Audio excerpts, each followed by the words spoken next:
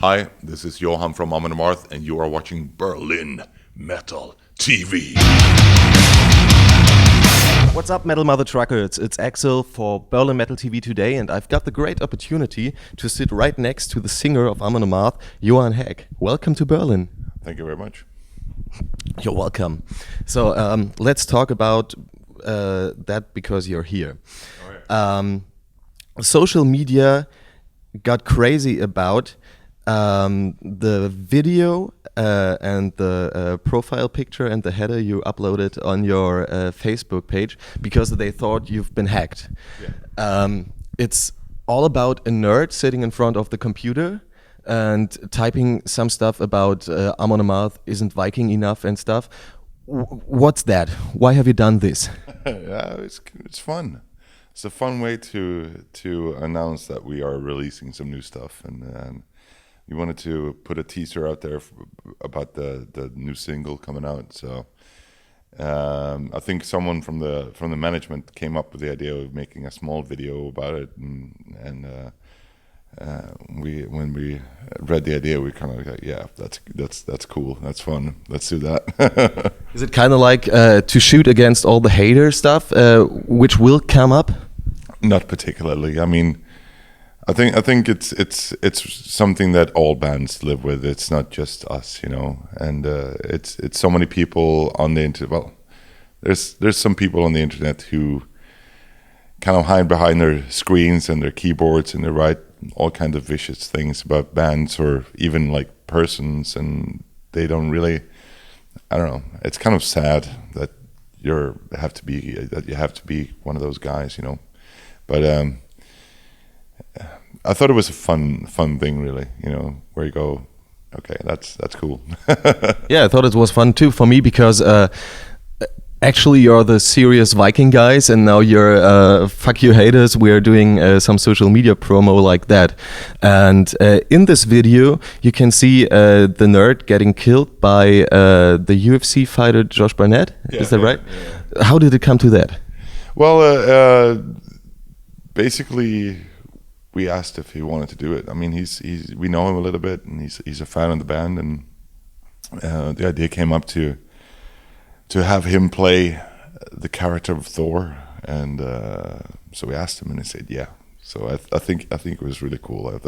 I thought both the guys. I forget the guy now who plays the nerd, but I think they both did a really good job with that. You know, it's really cool. I laughed a lot, and this is a teaser for your upcoming album JOMSVIKING.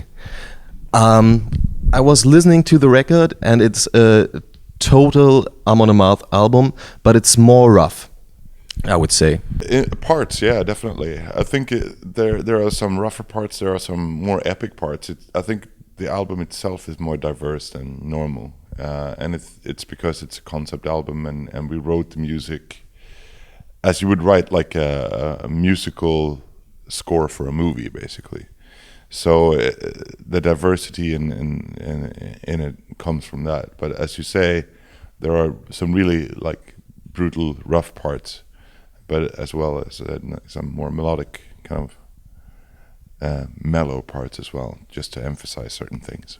What is a JOMSVIKING?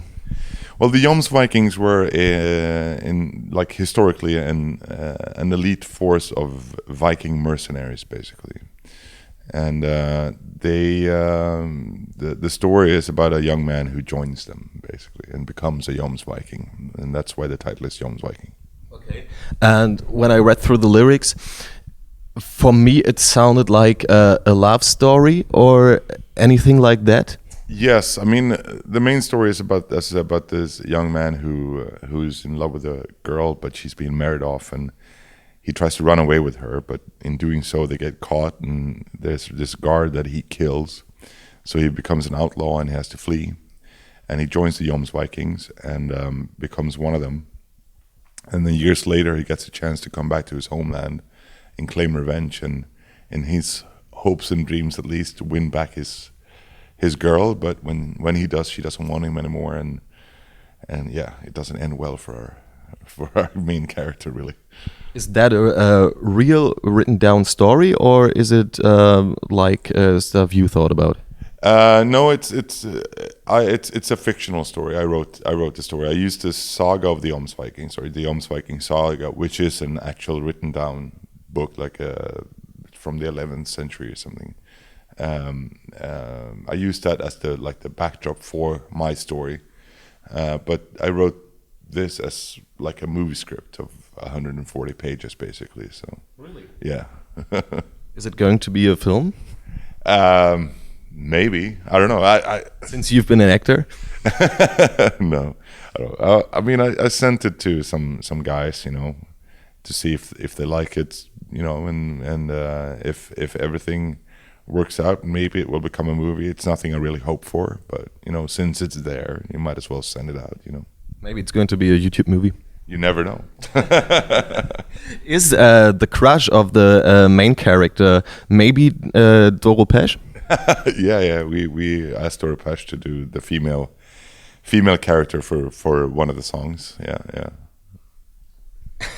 Do you know her for times, right? You've been with her to the Metal Hammer Awards in Berlin and stuff. Yeah.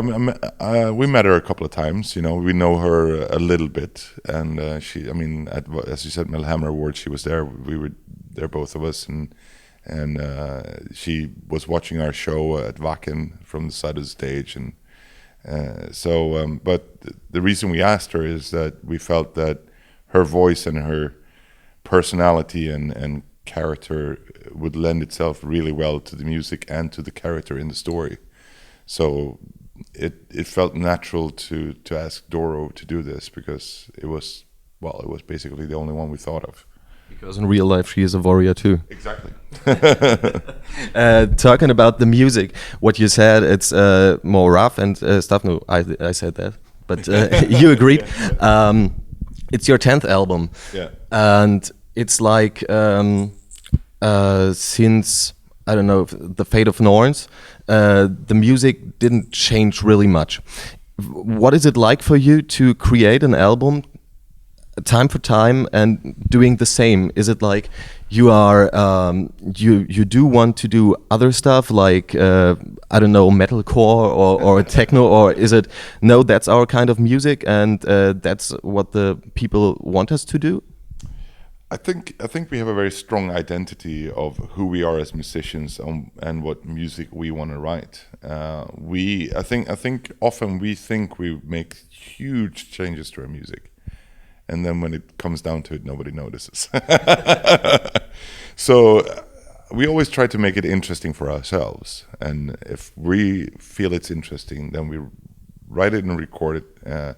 But as I said, we have a very strong identity of and a strong idea of who we are as musicians, and when it really comes down to it, this is the music that we love, and that's the music that we want to write.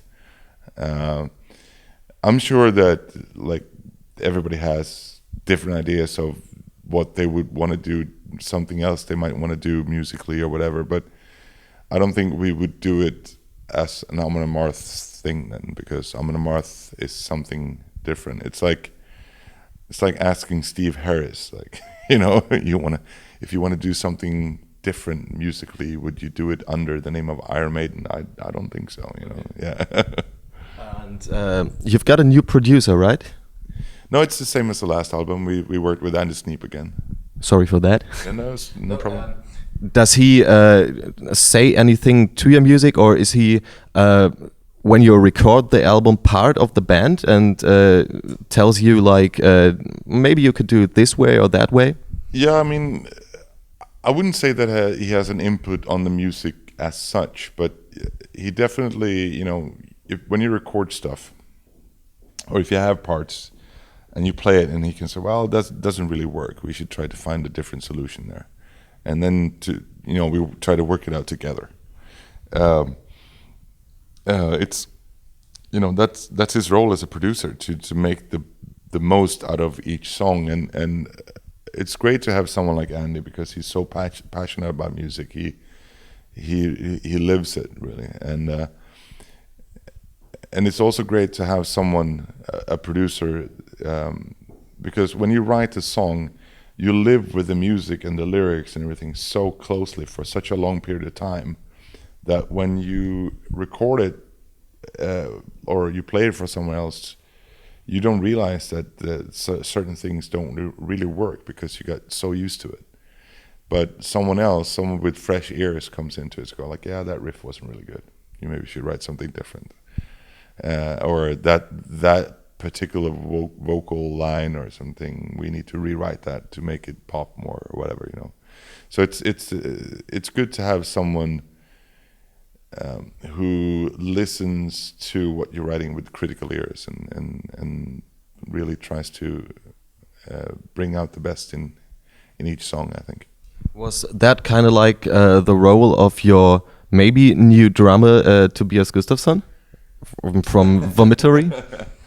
Yeah, Tobias, we asked Tobias to be in the band for the writing and the recording because he, well, first of all, he's an old friend. We know him really well, and we love the guy, and he has a lot of creativity, great drummer, and we asked him to join us for this because we didn't want to kind of start looking for a drummer, then start working with some new guy, and then halfway through the writing process realize that this is not the right guy, and then you have to stop writing, you have to start looking for someone else, and it was better to work with someone we knew could do a really good job for us.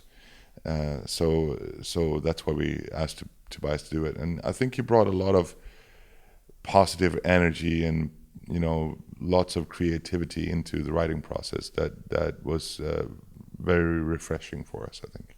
Is he going to be a real member of Amon Amarth, or is he just the new recording guy and maybe the tour drummer? No, we just used him for the album. We're gonna have we're trying out a guy now that's gonna be